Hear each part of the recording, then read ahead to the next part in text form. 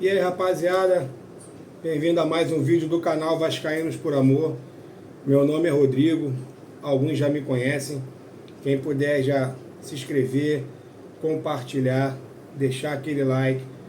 Comentário também é muito importante aí para o canal, até para ver se o pessoal tá gostando do conteúdo, o que o pessoal tá achando, dando a sua opinião para a gente poder debater depois as opiniões. É muito importante, para não ficar só eu falando, né, pessoal? Não sou Deus da razão.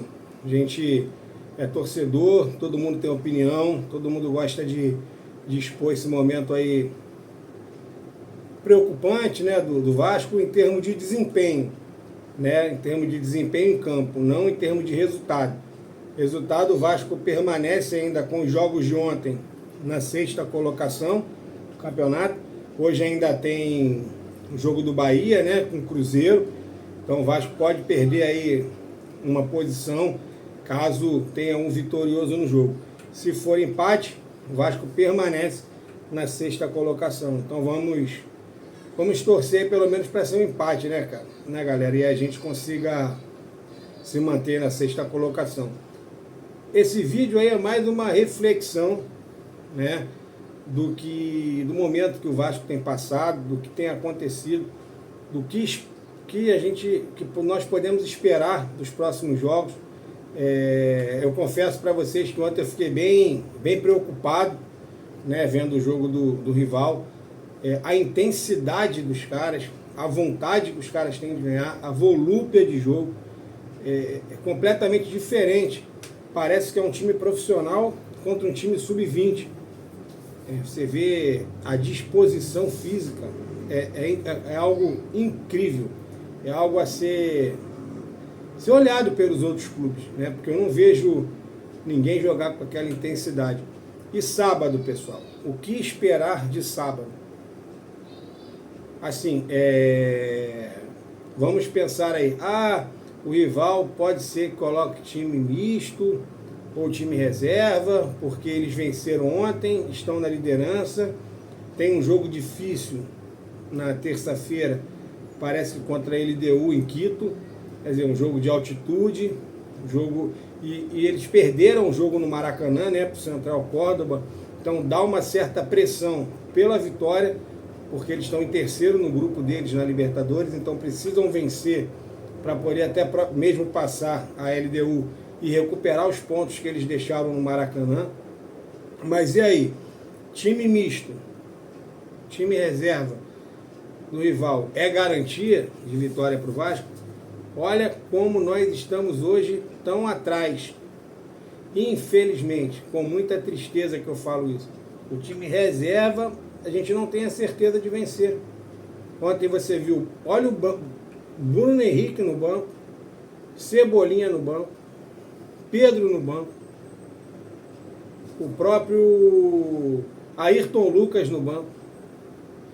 Quer dizer, se esses caras entrarem e não jogarem os titulares que entraram ontem, vai permanecer um time muito forte.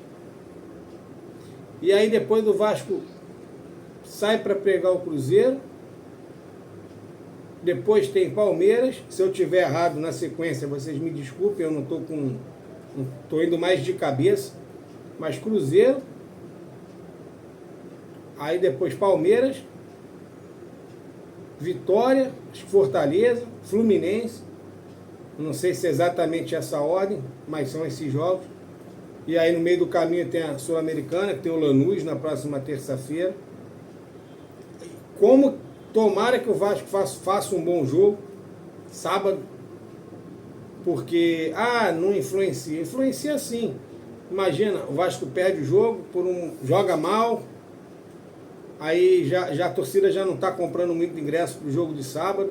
Eu acho que o reflexo está começando a ser a torcida. A torcida do Vasco nunca vai abandonar o seu time, mas o pessoal já está ficando descrente. Parece que foram vendidos poucos ingressos para o jogo de sábado. Se eu não me engano, 6.000 e poucos ingressos. Estava sendo vendido somente para o mandante. Foram vendidos 6.000 ingressos. Acho que hoje vai abrir para o rival e para o público em geral. E aí, como é que é? Terça-feira, não começaram a vender os ingressos para terça-feira para a Sul-Americana. Isso vai refletindo. Com derrota, falta de confiança, falta de desempenho, faz com que a própria torcida comece a, não é largar o time, mas desanimar. O pessoal não coloca dinheiro. Então assim, tomara, e volto a falar, Rodrigo, tá? A opinião do Vascaínos por amor, Rodrigo. Eu prefiro que seja dada prioridade ao Campeonato Brasileiro. Porque caiu lá naquela zona da degola, zona do rebaixamento, entrou no Z4, depois para recuperar é complicado, e ainda mais jogando 3 competições. Aí o que vai acontecer? Se for para o Z4, vai ter que largar de lado de qualquer forma a Sul-Americana e a Copa do Brasil, para poder focar na fuga do rebaixamento. Ou vai dar prioridade à Sul-Americana e à Copa do Brasil e vai deixar o time lá na zona do rebaixamento. Então assim, qual era o ideal? Era dar uma melhorada nesse início, começar a subir um pouco de produção, acumular uma gordura, ganhar uns pontos, para que pudesse, lá na frente, aí sim dar uma controlada. Mas para isso era fundamental ter vencido o Ceará. E até mesmo empatado com o Corinthians. Se tivesse ido, de repente, vocês viram ontem que o Fluminense não fez muito esforço para ganhar do time titular do Corinthians. E o Vasco pegou o Corinthians sem o Garro, que é junto com o Memphis lá de Paz, um dos principais jogadores do time.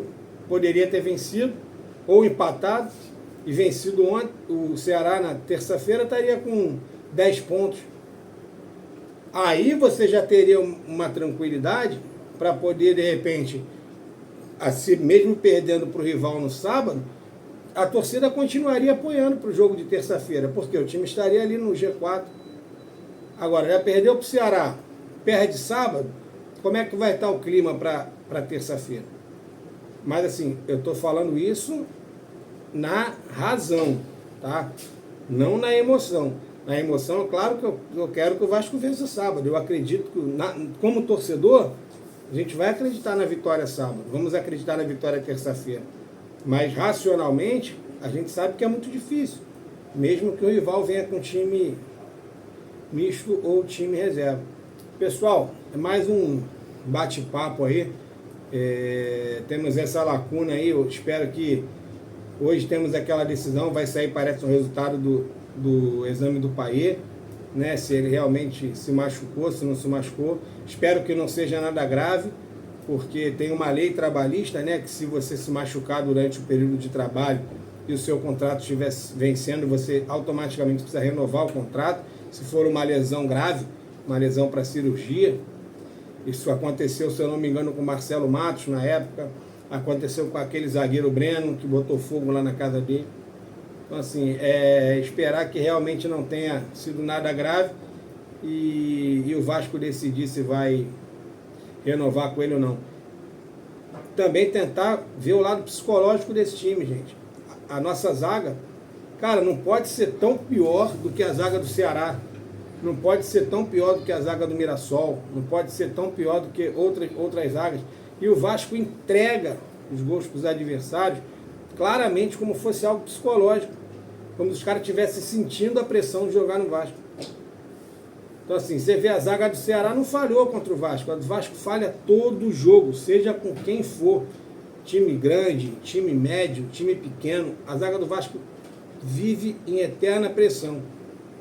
Então assim, é hora de tentar botar uma tranquilidade na cabeça desses caras. Mesmo quando a gente vence no outro jogo, os caras estão sempre na pressão, sempre nervosos, sempre com medo de errar.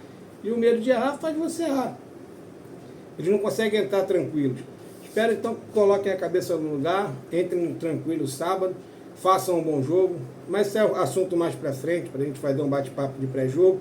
Mas é aquilo, a razão nos deixa preocupado. A emoção lá do torcedor, sempre a gente vai confiar no Vasco. Apesar do momento, apesar de tudo, nós somos vascaínos e nada melhor do que uma vitória sobre eles para pelo menos dar um pouco de tranquilidade ao ambiente e faça terça-feira um caldeirão para o Vasco também vencer do Lanús. Galera, obrigado. Peço novamente para se inscrever, compartilhar, deixe os comentários. Um grande abraço.